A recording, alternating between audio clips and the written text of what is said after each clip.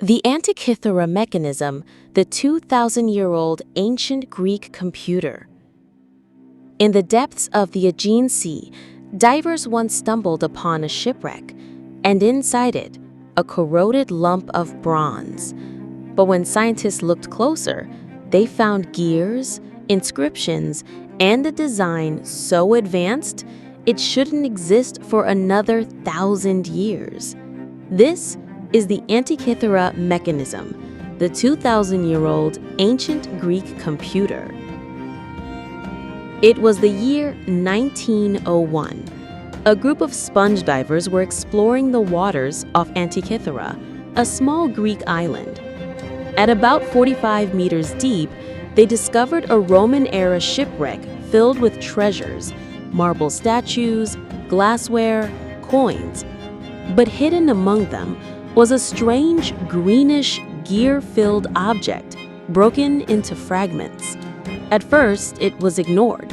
No one could imagine ancient Greeks making anything mechanical.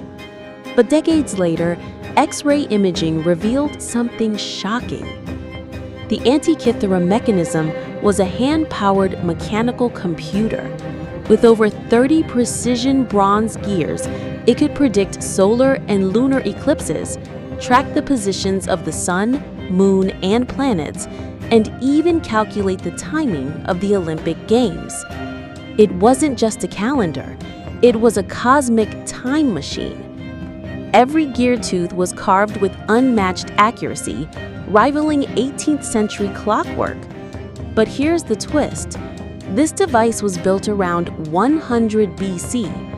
That's over 1,000 years before similar technology reappeared in Europe.